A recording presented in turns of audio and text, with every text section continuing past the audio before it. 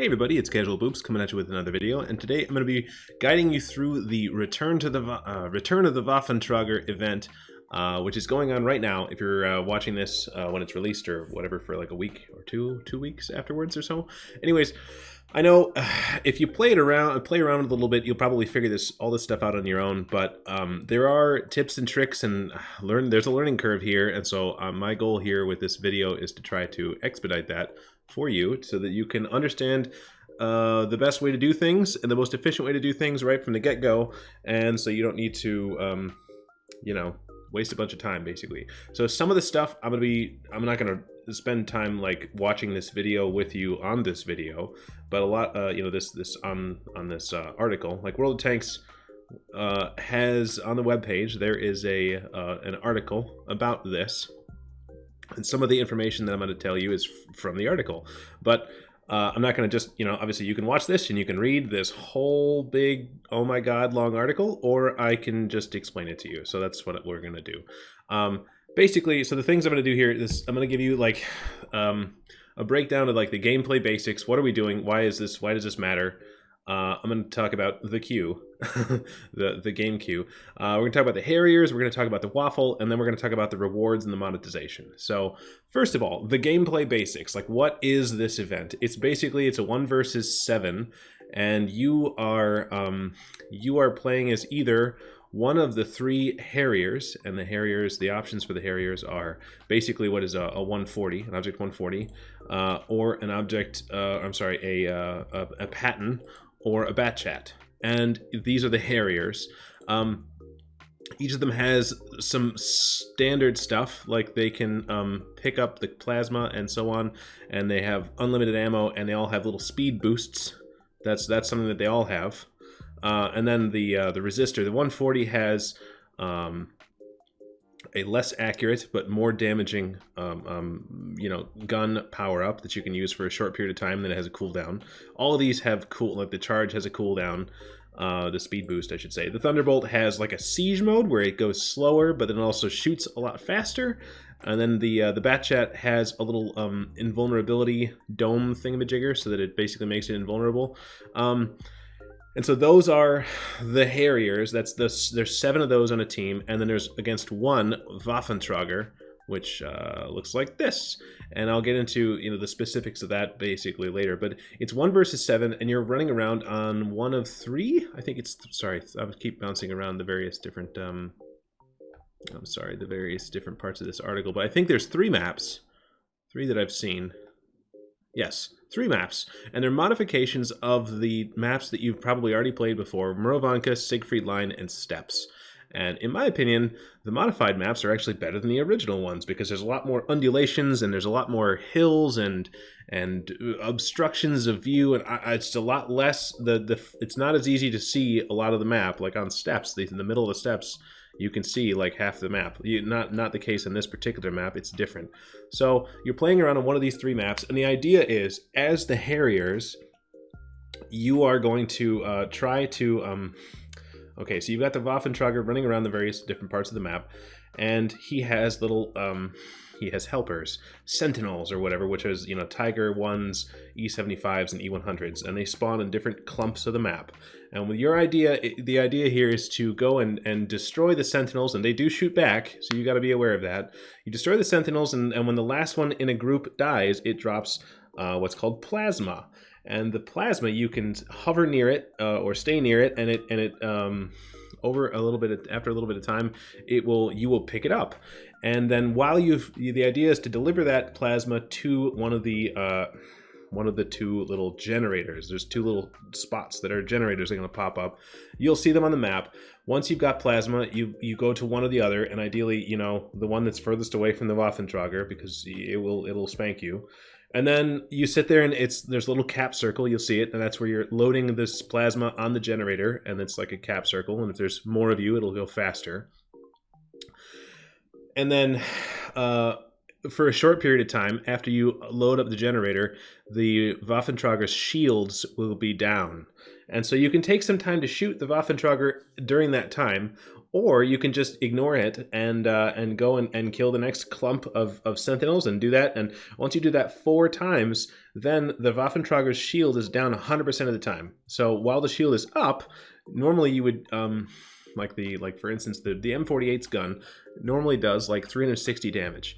Well, when the shield is up, you do about 100 damage. So it's not worth your time to shoot the Waffentrager while the shields are up at all. Just ignore it, and like it's not going to help you. It's not efficient. It's a waste of your time, and you don't have very much time.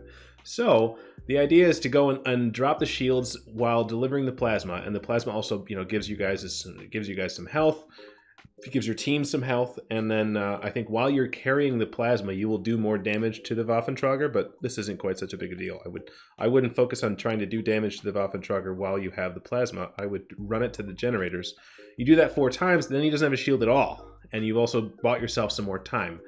So that is the gameplay in a nutshell, in the most basic fashion. I think in general it's a really good idea to avoid the Waffentrager until the shields are down. I would say it's a really good idea to platoon up with some friends so you guys can coordinate, because if you just have a bunch of random people from the random queue that don't know what they're doing, and people are trying to figure out, they haven't watched this video, they don't know what they're doing, they're all off on different tasks, not the right thing. It's a really good idea to group up, stay together in a group, so that way you can very quickly take down the groups of sentinels, and then you probably want to give the plasma to one of the faster tanks and run that to a generator. Because if you all split up, everything takes too long, and it's easy to pick off. It's easy for you to get picked off. So yeah, that's basically. Let me see. That's basically it. Don't engage the Waffentrager. It's also important to note that if you are spotted by the sentinels, right, the Tiger 1 and the E75 and the E100s on the map, that means the Waffentrager can see you as well. So there have been times when I've been playing a Waffle and I'm across the map, up on a hill, and I can see the enemy shooting my sentinels, and I'll just tag them, even though I shouldn't have been able to spot them at all. So you should be aware of the fact that when you're trying to shoot the sentinels, you want to stay out of the line of sight of where you think the Waffentrager might be, or you'll be in for a massive pain. And so that's basically it. Don't try to shoot the Waffle while it's while it's got the shields up. Don't waste your time. So that's, I guess, the gameplay. I think that honestly, playing the map, there's a lot more cover. I think the hardest time I had to win as a Waffle was in Siegfried Line, because there's just so many different undulations. It's very easy for players to stay out of line of sight of the Waffle on Siegfried Line. So be aware of that. Like, I think if you're playing in the Harriers and you're trying to win, Siegfried Line is probably your best bet to do that, I think. The rest of these, it's a little bit tougher, and I'll go into a little more detail there. So that's the gameplay. Yeah, just try to use undulate. Okay, so gameplay basics. I'm trying to think of like what else there is to know. Oh, the other thing is, don't be stingy. All these little bonuses, the power-ups and stuff, the speed boost and the ballistic dome and all that stuff, and the siege mode and the railgun thing. Don't be stingy with those. They recharge really fast. Use those as much as you think is useful, right? If as soon as you've got the goo, the plasma, you pop a charge and get the heck out of there, because speed is key. Yeah, so that's pretty important. You have 3 lives. That's here. I should probably say that too. So each of the Harriers, you can die 3 times and you'll respawn. It is critical to the success. If you guys want to win, try not to die more than 3. Like, don't die 3 times. It is more important that you run away, like, you keep your gun in the game, right? Because having if you die 3 times, you just get to sit down and not do anything, and you're probably going to lose. Your team is probably going to lose. So if you're in a spot where you maybe have not very many, you're on your last life and you're on low hit points, then I would play really conservative. Stay way back, help shoot things, but don't put yourself in harm's way, and that's how you're going to help your team win. So we're going to touch on the queue, right? So when you drop in the game at any given time, do I dare to try this right now? You're right now. The queue is mostly full of Harriers, because there aren't very many waffles right now. But don't worry about it. If you're in the queue for, I think it's like a minute or a minute and a half, there will be a little pop-up that says, "Do you want to play as one of the waffles?" And you just click the button and it'll let you in. And so that's one big improvement from the last time, where before you just had to sit and wait and wait and wait and wait. Well, now if you're in there for like a minute, you might get lucky if you click the button fast enough. You might get to play as the waffle right away. So don't worry about the queue times. It's not that bad. So anyways, okay. So the Harriers, the various different ones. So the basics. Okay, I'm gonna run through with like the strengths and weaknesses here, and which ones I think are the worth playing. So the Patton is, you can see here, it has advantages. It has hit points and damage per shot, and it also has some armor. I've definitely bounced off of playing the Waffle. I've definitely bounced off of these a little bit. And it has the siege mode. I think this one is the least powerful, because mobility is just such a big deal in this game. In this game mode, you need to go all over the map. You're back and forth and up and down and all over the place, running away from waffles and everything else. And also, if it's chasing you and you have your gun facing behind you, you can't shoot down, right? If you've ever played a Patton, it doesn't have gun depression over the rear, so that makes it really it's not like none of these are bad. I had less of a good time in the Thunderbolt. And then the Resistor, I think, is probably one of the better. It's between the Resistor and the Foudre? I don't know. The French one. It's between the 140 and the Batchat, I think, for the best ones, because they're both fast. This one has a little more armor, right? And has really good DPM, and it does have mobility. But at the same time, the Foudre, the Batchat, is like stupid fast, really fast, and this little invulnerability bubble thing means that you can pop the invulnerability. You can't be shot by the Waffle, and then you just get in there and clip him out. Like it's huge, right? But it only has 900 hit points, so you really need to be careful, because when I played the Waffle, I tried to focus these guys because I knew they were so darn dangerous. Yeah, so those are the Harriers. I would recommend, give them all a try. It's not like there's a limit, but I had the most success playing as the 140 and the Batchat. And when I was playing as an E100, the ones that I had the most pain dealing with were the 140 and the Batchat. So that's what I would recommend. So the Waffle, the strategy for the Waffle is generally try to put yourself in the way. You are slow. You have disadvantages of mobility and advantages of damage, DPM, and hit points. You have buttloads of hit points, so don't really worry about getting shot.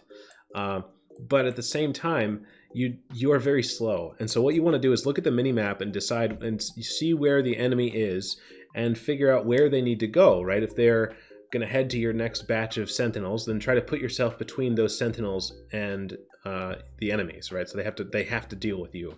Or if they're going to kill your sentinels, try to put yourself between them and the next generator, right? So that's where they're going to go to try to drop off the goo, right? The plasma. So that way, again, they have to deal with you, or they take the long way around to not deal with you, because you don't have them, but you can't really chase these things down. Chase things down in this tank. You just have to put yourself in the way.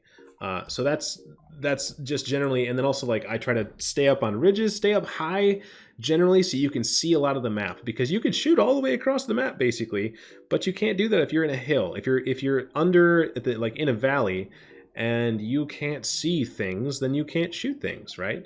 So if you're up, I try to stay up on ridges, up on hills, so I can see all the way around, because you just never know when someone's going to pop up and you can put a good round into them.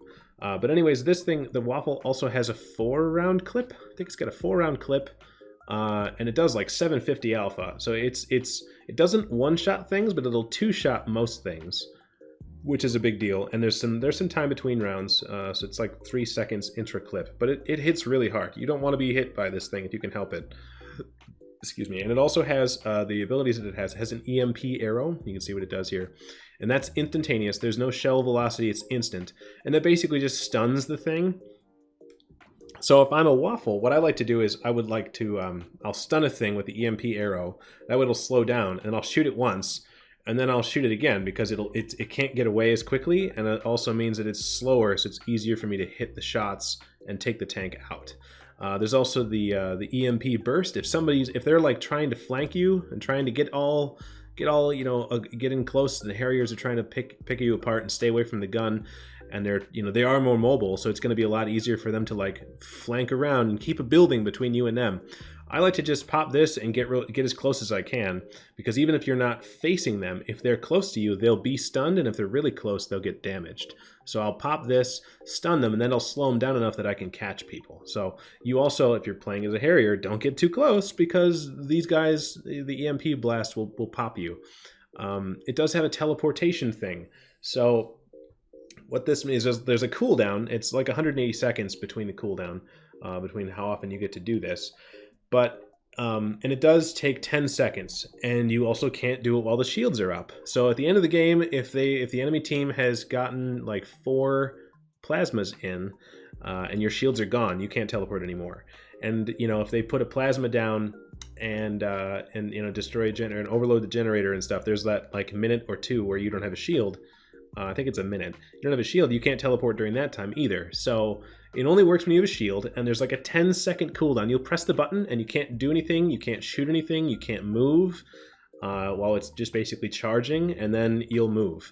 And it's not just anywhere on the map, you have to, it's certain different positions. So like what I have done before is, if I ended up putting myself in a far corner of the map trying to chase somebody down, or you know, trying to be aggressive, or if the enemy was all over there and I went over there and then they ended up on the far side of the map, I might then teleport to the far side, and it surprises people, right? So you if you're playing as the Harriers, you want to definitely keep an eye up, because they can teleport, and it's freaking scary when they all of a sudden appear right beside you. So be aware of that. Also, there's this isn't really a thing, absorption.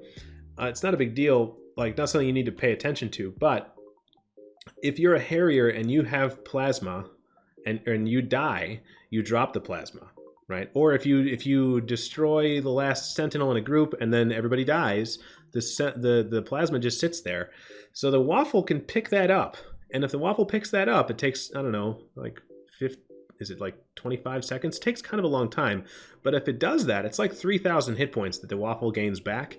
So you really, really, really don't want to let that down. Like, it's really important. The games where I have lost as a Waffle, it's been because I never got a chance to absorb any of the plasma at all, and nobody died while carrying it. And so I would think this is the biggest, most important thing, is do not drop the plasma. Like, it's not about shooting, it's about getting it to where it needs to be.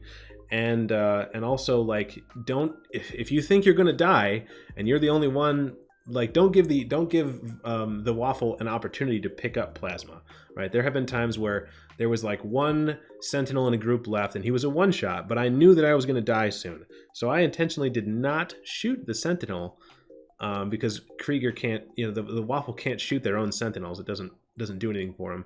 So I died. I knew I was going to die anyways, and I let that sentinel live. The idea being that eventually somebody would come back and finish off that sentinel and pick up the plasma, but because that sentinel had lived, the Waffle wouldn't be able to pick it up. So I basically, it's like keep away, right? It's just, that's a really important thing. But yes, the absorption is a big deal. So Waffle tactics. Okay, so then rewards and monetization. So at the end of the day, there are two things that you can. All right, here we go. I'm going to go to missions. So there's two things in the game. There are tickets and keys and starters, which I wouldn't have used those terms, but there's keys and starters. The keys allow you to play the various different tanks, and the starters open gates, which is unnecessarily complicated wargaming. But basically, you have unlimited Harrier starters. Harrier keys. You have unlimited Harrier keys. You can play the Harriers as many times as you want. Doesn't matter. There's no limit. You need a key to play the Waffle, and because I'm a community contributor, Wargaming gave me 50 of these to get things going. But then you will be playing the game, and you'll finish these missions. Their missions will give you keys. This is a key to play the Waffle, and you have this by doing these things in the Harriers, and you can do these different missions to get the keys. The keys will open the portal, yes, the Harrier portal, and then you can get yourself some as you play the Waffle, you can get Waffle keys, engineer starters, and these open the.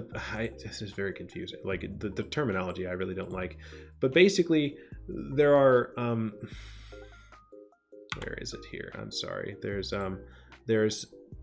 using the keys opens up a portal and lets you get rewards. Okay, so the Harrier starters open up the Harrier gates, and the Harrier gate, they're not as good, but you get these for freezies. You're gonna get these from playing the game, and when you open the gates, you get one of these things for sure.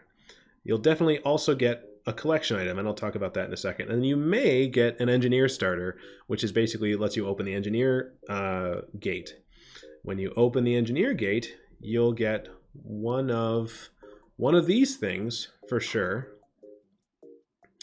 and then maybe one of these things, right? The 3D styles for the tanks, you might actually get to have one of those. That's pretty cool. And then you also have a very, very small chance of getting one of these premium tanks. And then this is how they get the Astron Rex. Like, this is how that all fits in together. So it's all RNG and RNG and RNG, and basically, oh my god. You can, if you don't care about any of this stuff, you're probably just going to be opening, Harrier boxes or Harrier gates for the most part, and you'll get some of this free stuff, and maybe you'll get lucky and get an engineer key and get some of this stuff for free. But the big reason this matters, the reason that most people will care about this, is because as you finish the missions for the Harriers and the engineers, you get these little customizations you can put on tanks, and as you finish these, there's 25 for the Harrier squad and 15 for the engineer. As you finish these, it gets you all the way up, and it's done with 40, and that gets you 3,000 bonds. That's basically the reward for playing the mode. And so for that, I don't know what 3,000 bonds is worth to you, but I think it's worthwhile, so I'm definitely going to be doing this. But basically, there's minutia that I want to go over with the gates. So if you have... what is it here? If you spend 49 engineer starters and you did not receive a premium vehicle, then the 50th activation of the engineer's gate will guarantee you a premium tank from this list for surezies that you do not own, right? So if you have a Lancin, you're definitely not going to get another Lancin. You'll get something else from this list. If you receive a vehicle that's already in your garage, you'll get a gold instead. Yes, okay. Now, also, if you're just like, man, I don't want, let's say you don't have any of these tanks, but you don't want any of these tanks, you just want the Astron Rex. Well, you can also just throw down on the Astron Rex gate that requires engineer starters to activate. This means you get specifically the Astron Rex, but it takes 60 of these starters to just hit the buy button, right?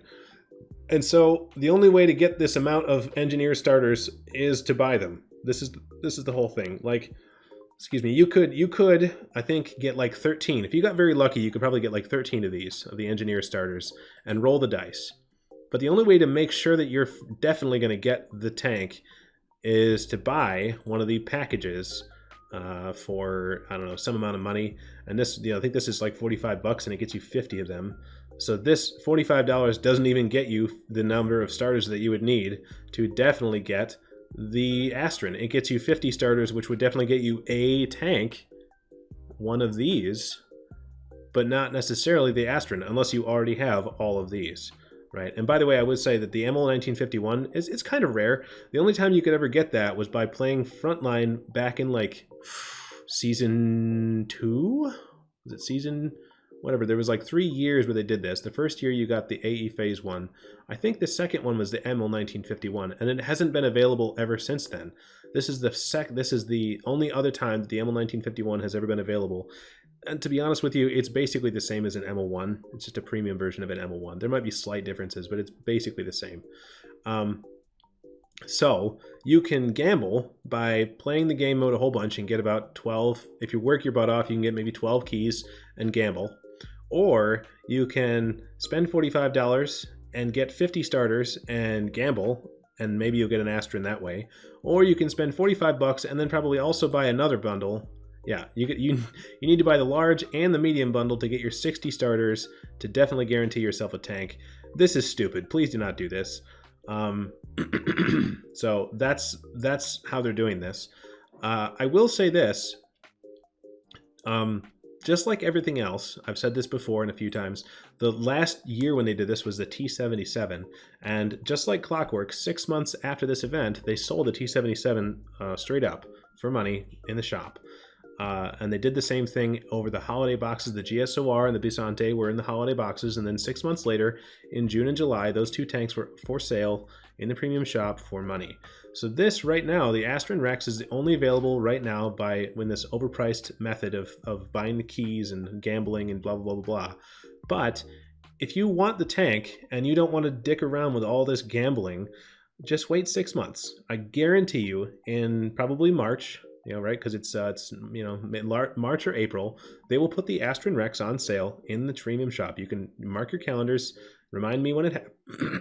If I'm wrong, throw it in my face for sure and tell me, and I'll admit that I'm wrong. But I haven't been wrong about this yet. Every time they release a new tank with these special circumstances, 6 months later they release it in the shop for like actual real money. So don't feel like this is the only way that you can get this tank. They will sell it again. Have no fear. If you, for some reason, want this damn thing. So that's basically, that's the monetization. Talked about strategy and the gameplay. Anyways, I think I've basically covered it all. The biggest thing is to play as a team. If you're playing as Harriers, get some friends together so you can all coordinate, and don't try to shoot the waffle. Don't just try to avoid the waffle for the most part until his shields are down, or until the very end. When he doesn't have a shield ever again. That's the key to winning. Also, probably don't play the Patton, unfortunately, because I think the other two are stronger. But if you like the Patton, just play it. Whatever. I mean, the game is supposed to be fun. If you like the tank, then play the tank. If it's not, if you hate the bat chat, but that's the thing that's most effective, then if it's not fun, then don't do it. So that is the Waffentrager game mode, and I hope this has been useful.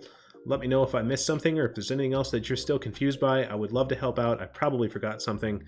Yeah, thanks for watching, guys. We'll see you in the next one. All right, thanks. Bye.